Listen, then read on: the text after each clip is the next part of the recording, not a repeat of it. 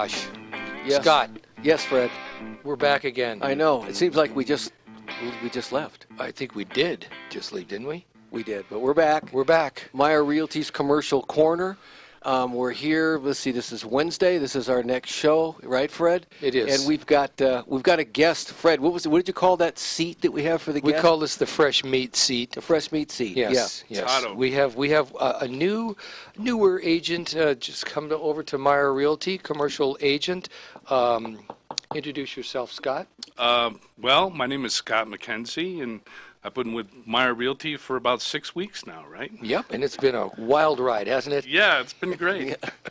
So, by the way, there's two Scotts here now, so we don't want you to get confused. Got a set of twins. We have two Scotts here, so it's like I'm getting confused. Okay. Yeah. No, it's been a great addition. Scott has fit in very nicely into our office, and we're really lucky to have him. Yeah, he has, honestly. And he brings a wealth of knowledge, really, from history, his history, in sort of, I guess, business, you might call it, but his prior life, which occupied how many years, actually, did you do that? Well, I'm talking about just the one down at the legislature. Oh, well, I've been lobbying off and on the legislature for the past 20 years. Okay, and then he's also got a life even before that, which Well, is even before more that, colorful. I was a bartender. Of course, yeah. I was a lot younger back then. Yeah. We can chat about that a little bit because, that's really interesting stuff because, real estate is about personalities and dealing with different personalities. And you've really got, I noticed, a real knack for you're a natural. I can see it. I saw it shortly after you came to the office. I didn't know for sure at first, but after I got across from you a couple of times, I thought this guy's got a real knack, and he knows when to be quiet, how to be helpful, and that is a whole bunch of what's selling real estate, especially investment real estate, but all real estate is about. So, tell us first of all, what do you think? It was helpful from your bartender years? Well, when you attend bar, you listen to what a lot of people have to say. Sometimes you are an underpaid psychiatrist. Yeah, like sob stories. Yeah, right? all kinds of stories. You meet all kinds of people. I've worked in the higher-end casinos on the Las Vegas Strip, and I've worked downtown. So there's an array of the very wealthy, middle class, and the poor. I've talked and dealt with all of them, and I think that it's just given me a perspective on people and how to read people a little bit and to give them what they want, to listen to them and hear what they have to say. And I think that in real estate, you have to really make sure you know what the client wants. Yeah, no, Absolutely. absolutely. I'll take a double shot of Jack Daniels Yeah, over. right. That's giving me what I want. That's Okay. what the client wants. Well, that's great. Yeah. So Fred and I sort of came from the bars early on too, but we were on the Easy, Scott, we were on easy. the other side of the We bar. weren't going to talk about. We were actually up on stage, not in the bars, because we came here playing music. But that was part of our job, was being in the bars and entertaining people. And it's Similar. interesting. So very It similar. is similar. You learn Yep. how to deal with people, and they're yelling at you and throwing things at you, and you got to duck. But it's all good. It's kind of like clients sometimes. That's right. If you're not paying attention, you never know what's going to happen. Right. Yeah, you get clobbered in the head. So, Scott, what do you think? So, moving on to the legislature, which is really interesting, I would imagine was a very interesting job. My daughter actually is the assistant to a CEO, and every 2 years she goes to the legislature with him, and she's learning a lot from that. She really is learning quite a bit. And I was just wondering, what do you think has helped you? What did you take away from that that sort of helped you in real estate? What do you think? Well, the first thing you learn about the legislature is you have to understand the makeup of the legislature, how the elections went, and who's in power. And then once you learn that, then you take what you're interested in presenting to the legislature and you develop a strategy and you kind of work through the leadership to see where your support's going to be. And then there's the actual testimony, going before the committees and talking to the committee chair people. And then there's the aftermath, which is the regulations which occur after the bills are passed. So there's a whole set of circumstances that occur that you have to be on top of. And I think that you learn to read people and to really listen to what they're saying, because in the legislature, if you make a mistake, it can be critical in passing a bill or blocking a bill. And Right. and 80% of what we do up there is stopping legislation. People don't realize that. Really? So, yeah, absolutely. Interesting. Yeah. So only 20% of what you do is pushing to pass stuff, and 80 is getting in the way of stuff, right? Yeah, absolutely. When people are passing legislation you disagree with, there's a lot of that up there. So you go and you testify and you try to slow it down a little bit and see if you can stop it sometimes, especially if you think it's bad public policy. Yeah, my daughter actually mentioned that to me too. You just reminded me of it. That I think it was the last legislature she was at when they met, as they were, she's with the Nevada Health Association, and they try and stop some bills. There was some stuff they were trying to stop that wasn't going to be good for the hospitals, and so they do a lot of that. In fact, I heard more about stopping stuff, I think, than passing stuff. So that just rang a bell when you mentioned that. It's interesting. Well, a lot of times there's unintended consequences. People come up with Oh, something, they gosh. think it's a great idea. Maybe they're not in the industry, so they don't know all the ins and outs of it. And the people in the industry go, well, there's a reason why that isn't happening. I think this happens a lot, Right, actually. so you got to take them aside and say, do you understand what you're doing, the effect of And what they you're don't. saying? And they don't. Right. Quite often. I mean, sometimes they do and they go on. Other times they say, oh, I didn't realize, and they withdraw.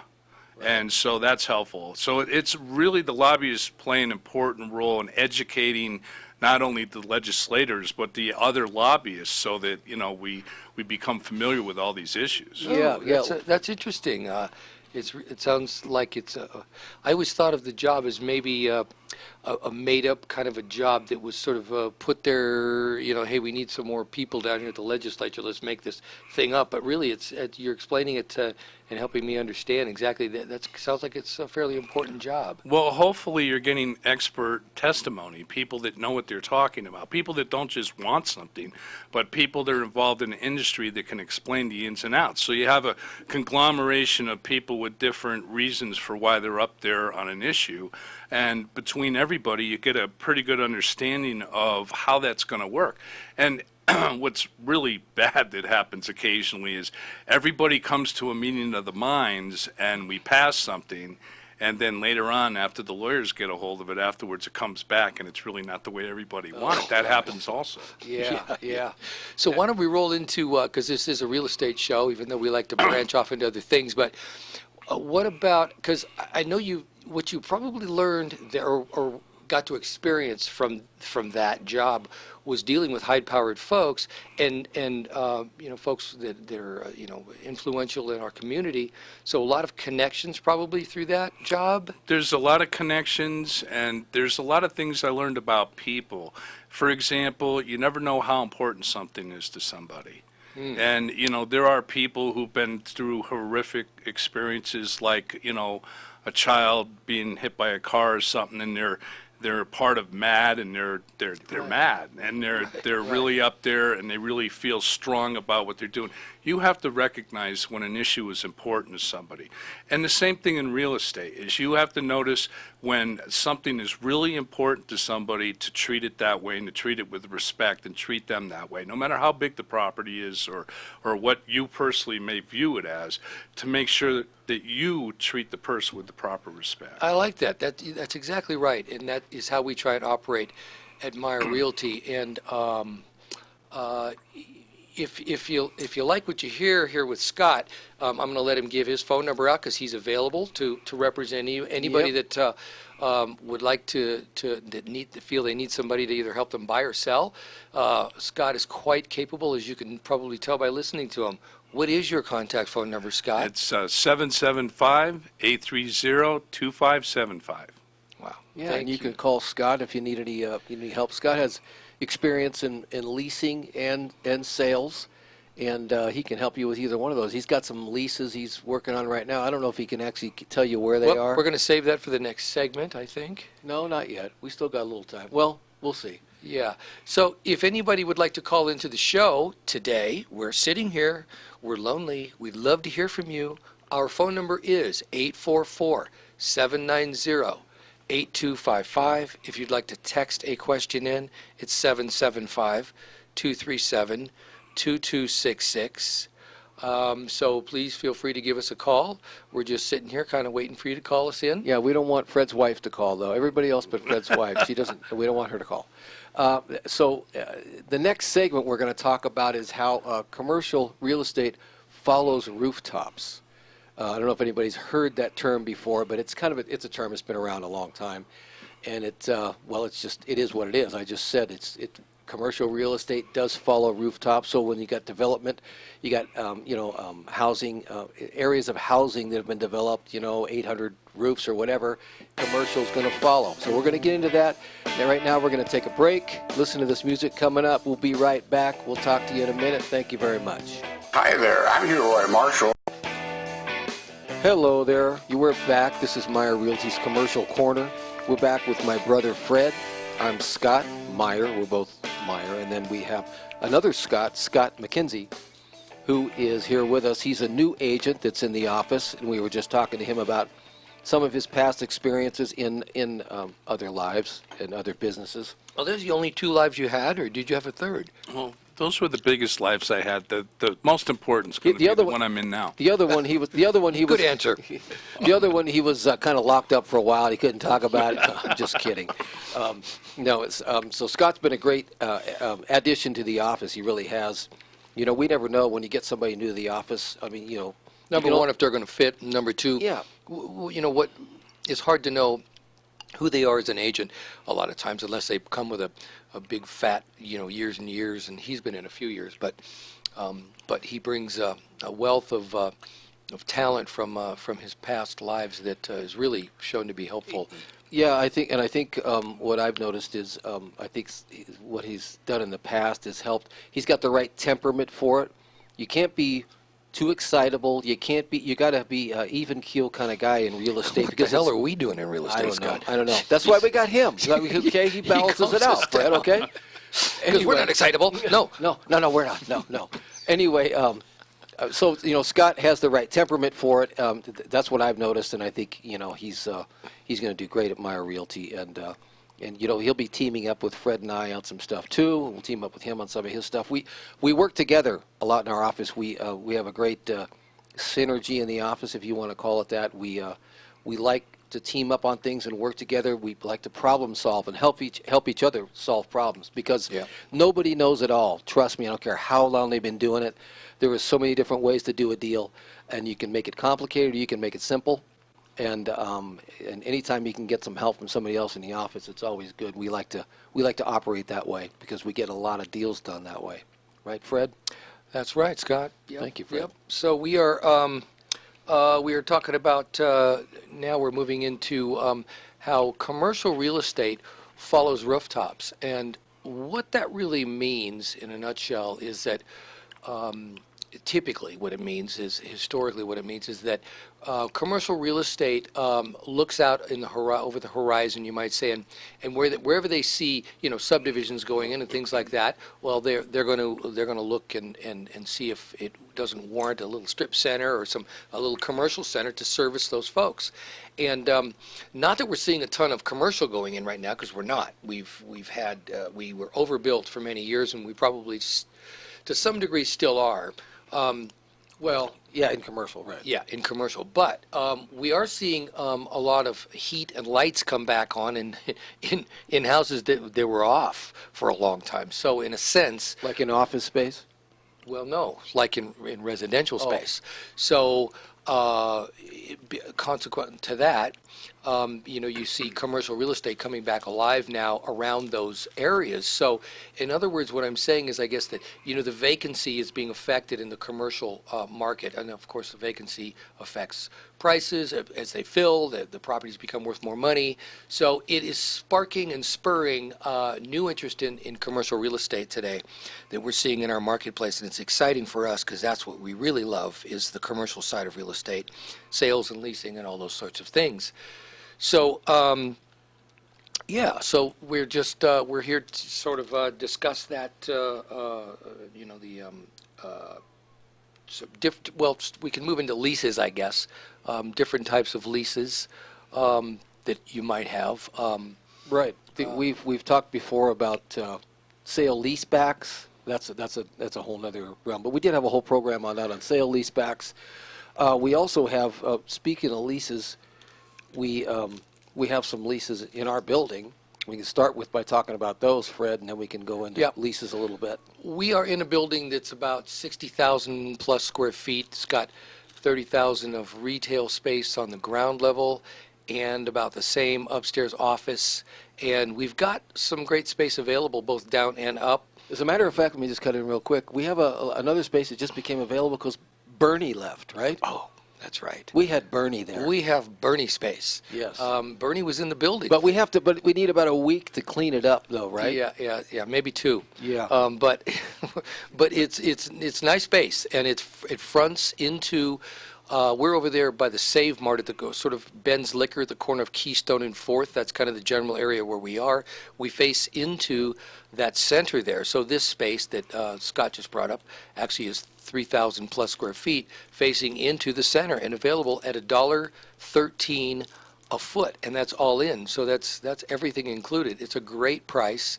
It's nice, clear. It's got 2 little offices in it, but other than that, it's a clear span space. A couple of support beams in there, but basically very clear span space. So we have that available along with some other office on the lower level / retail. It could go either way. And then we have about, I think, about 10,000 feet upstairs in a couple of different configurations available as well. That is a little more expensive, about I think it's got cams up there. We don't have cams in the downstairs. We do upstairs. We have some elevators and common areas that are cammed, but we're at about $1.25, I believe, up there with cams. So Okay. yep, Okay. that's available. So another thing I want to ask you about, Fred, moving on with leases, is there's a number of structures an owner can choose when leasing. A number of different ways it can be structured. So why don't you talk about the different ways, since we're into leases, talk about the different ways, these bullet points here, these 3 bullet points regarding leases. Yeah, without going too far into the weeds, because I think maybe we do that sometimes. Somebody today, I had a blog I was writing, and somebody today, I said, hey, why don't you proofread this for me? And they did, and they said I was going way too deep into the weeds, and I needed to back up a little bit because it was just too much information. So without giving out too much information, because we'd like you to call us, basically. We're happy to sit with you and talk as long as you'd like. But During or after the program, you can call. Either one. Yeah, but better after, because it takes a while to go through some of this stuff. But there's a few different common leases that are used, and triple net lease is one of them. And the reason that moving on really to a purchase of a building and why a triple net lease is good for an owner. An owner gets, if you want to move into commercial real estate, say you're in residential, you want to move into commercial. One of the good things about commercial for a lot of folks is that the leases really wrap up a lot of the issues for you as an owner. A triple net lease can take care of everything. It can kind of button up all those loose ends versus having a little fourplex unit where you're paying the water, sewer, garbage, and anything goes wrong, you're running over to fix it.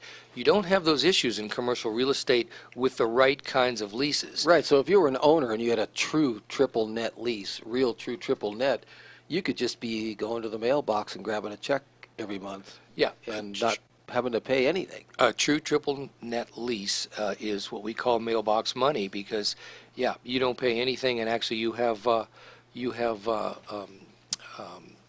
what is it? I'm losing what it's called. Not a CAM fee, but a CPI. Typically, it's a It's tied to a CPI. Tied to a CPI. Increases, right? Yeah, Right. Annual increases to offset. Consumer price index is what it's tied to. And to offset any increased costs for you as a landlord. So you're buffered, and your return is buffered by that. And you could be buffered against inflation with that too, even with that that includes that. That includes that, right? Mm-hmm. So there's that. There's a modified gross lease, which is effectively a full service lease. Where the landlord will pay for the taxes and maintenance and insurance. That's not quite as hands-off. Desirable, not quite as desirable as a triple net lease if you're the owner of a building. Yeah.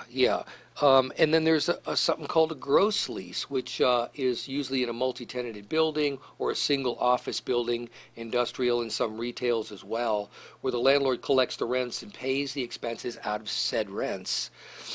Often you'll see this, and often you will see escalation clauses in order to protect your rent expenses into the future in those as well. So that's just sort of touching on 3 sort of most common, maybe basic type of leases that you'll see in commercial real estate. But those are the reasons that you want to own commercial real estate, because Yeah. it's really sweet to have, especially the triple net one, of course. I mean, it's just, once again, that mailbox money is great. But if you're sitting in on an equity in something else that isn't as doesn't sound as desirable as what I'm explaining, give us a call. We'd be happy to show you how to move from what you're in into something like this. We could structure a 1031 or whatever you might need to do, and show you how you can be a little more free to roam about the world, maybe without having to have your hands all over your real estate all the time, which is nice. Yeah. Thank you, Fred. Appreciate you explaining that to us. I feel enlightened now. So I'd like to get back to Scott. That's the other Scott, not me, but the Scott that's sitting over across from me, Scott McKenzie. He's the one that's new in our office, and we were chatting with him in the earlier segment of the show regarding his experience and stuff. And I just want to have him give his number out one more time. He's available in the office and does commercial real estate. Great guy. You're going to like him. Give us your number again, Scott. It's 775-830-2575. Okay, and they can call you regarding purchasing and leasing of commercial real estate, right? Actually, I think this is a good time to discuss it if they have any interest in either buying or leasing, because things are starting to fill up, which means prices are going to go up whether they want to lease or buy. Got it. So now's the time to jump in. I hear you. I agree with you 100%. It's exciting time. Yes, Very it is. exciting time. Okay, so this is Myer Realty's Commercial Corner, and we appreciate you tuning in. I'd like to thank Scott McKenzie and welcome him to our office. He'll be back. We'll have him back. Yeah, we'll be having him back. Thank you very much for tuning in. Let's listen to this great song as we go out here. Crank it up and pour me Dream a Killer. drink, Fred. You're struggling with your mortgage. You think